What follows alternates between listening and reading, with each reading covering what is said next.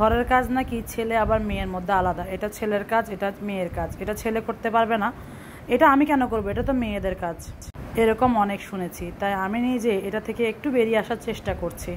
হয়তো অনেকের কাছে ব্যাপারটা ভালো লাগবে না, কিছু কিছু কাজ কারো আলাদাভাবে হয় না, সবারই হয়। পেট যখন আছে কাজও সবাইকেই করতে হয়, সুবিধা অসুবিধা ভালো মন্দ কত কিছুই তো আছে, তাই না? আসসালামু আলাইকুম।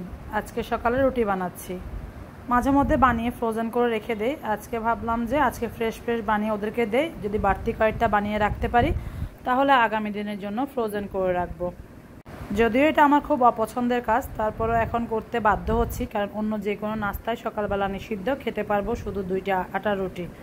তা আমি রুটি বানাচ্ছি, আর এদিকে আমার ছেলে বলছে রুটি ও সেঁকবে। আমি বললাম ঠিক আছে ছেঁকো, সাবধানে সেঁকবা। আগুন টাগুন ঠিকঠাক করে দিয়ে আসলাম, ও রুটিগুলো সেঁকে নিচ্ছে আর আমাকে ডাক দিচ্ছে, আম্মা দেখো এক একটা রুটি ফুলে বালিশের মতো হয়ে যাচ্ছে। তা আমি গিয়ে একটু ভিডিও করে নিলাম। আমার ছেলেকে দিয়ে আমি টুকটাক কাজ আস্তে আস্তে করানো, যেগুলো সম্ভব ওর দ্বারা সেগুলো করানো শুরু করে দিয়েছি। ও আরও 1-2 বছর আগে থেকে চা বানাতে পারে।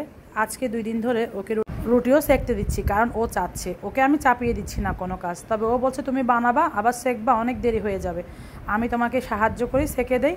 আমি বললাম ঠিক আছে, যে কাজগুলো করলে ওর ক্ষতি হওয়ার সম্ভাবনা নেই সেগুলো আস্তে আস্তে ও শিখে নেওয়া দরকার, কারণ মানুষের জীবনের কোনো নিশ্চয়তা নেই। ও ছেলে বলে যে ওকে এসব কাজ করতে দেওয়া যাবে না, এটার মধ্যে আমি একদমই বিশ্বাসী নই। ওর একটু ভিডিও করে নিয়েছি, সেটা আপনাদের সাথে শেয়ারও করছি।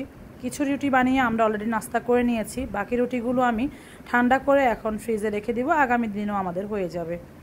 এখন অনেকেই বলবেন ছেলের কাজ মেয়ের কাজ আলাদা, কিছু কিছু কাজ অবশ্যই আলাদা, সেটা আমিও মানি। সবাই সব কিছু আমরা পারি না, যতই আমরা সমান অধিকার বলি চেঁচাই, তবে ঘরের বেসিক যে কাজগুলো এগুলোর মধ্যে ভাগ করার কোনো প্রয়োজন আছে বলে আমি মনে করি না। আমি বলছি না ছেলেরা সপ্তাহে 7 দিন মাসে 30 দিন রান্না করবে, ঘরের কাজ করবে, এটা না।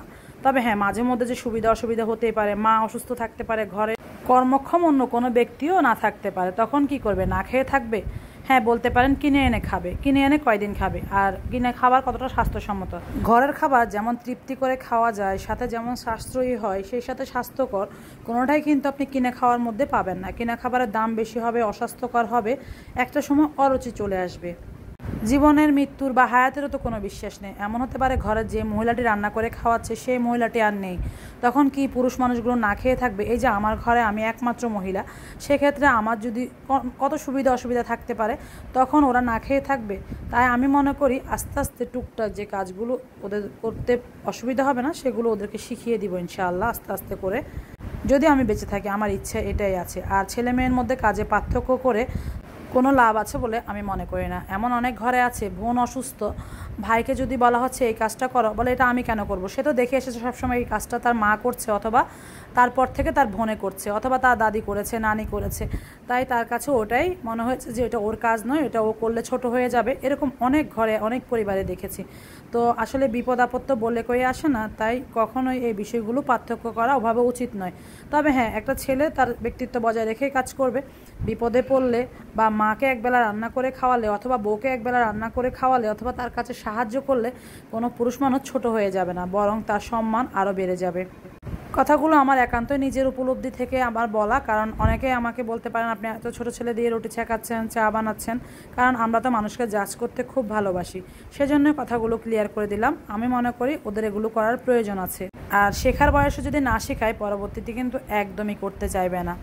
সকালের নাস্তা শেষ, বাকি সব কাজকর্ম করে এখন আমি রান্না বসাতে চলে এসেছি। ভাত আগে রান্না করে নিয়েছি, তারপরে আমি ডাল ফুটিয়ে নিয়েছিলাম।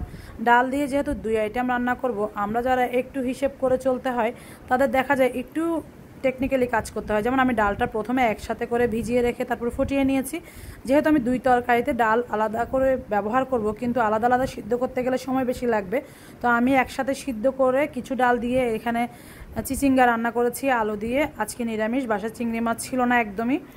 তারপরে আমি এদিক দিয়ে শোল মাছ ভিজিয়ে রেখেছি, সেটা রান্না করব, সাথে পাতলা ডাল রান্না করেছি। তো এদিকে দেরি হয়ে যাচ্ছে, আমি তাই জারিফের জন্য তাড়াতাড়ি করে টিফিনটা বানিয়ে নিচ্ছি। এই যে এই কাজটা কিন্তু সে পারবে না তার টিফিনটা রেডি করতে, তাই সেটা আমি করে দিচ্ছি। এমন নয় যে ছেলে বা মেয়ে যেটাই হোক পড়াশোনা বাদ দিয়ে ঘরের কাজকর্ম করবে, যখন প্রয়োজন তাদের তখন করবে। অনেকে তো মেয়েরা শ্বশুর বাড়িতে গিয়ে কাজ করতে হবে দেখে বাবার বাড়িতে কাজ করতে দেয় না। আমি সেটারও পক্ষপাতিত্ব নয়।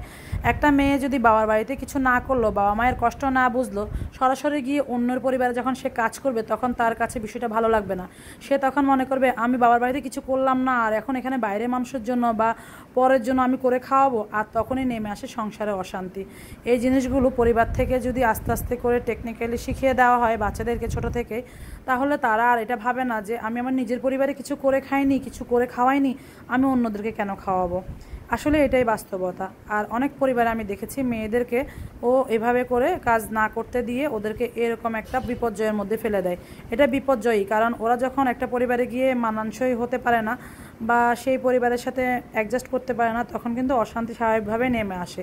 তো অশান্তি শুধু অন্যের পরিবারে নেমে আসে না, যে মেয়েটার সাথে হয় সেই মেয়েটার জীবনেও কিন্তু অশান্তি হয়।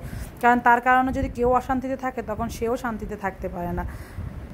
আজকে অনেক বড় বড় কথা বলে ফেললাম, হয়তো বা কেউ কিছু মনে করবেন না। আসলে অনেক সময় অনেক কথা মাথায় আসে কিন্তু বলা হয় না, আবার মাঝে মধ্যে কী বলবো ভেবে পাই না। তো যে কথাগুলো মুখে আসে বা মনে আসে সেগুলো বলে দিয়েছি।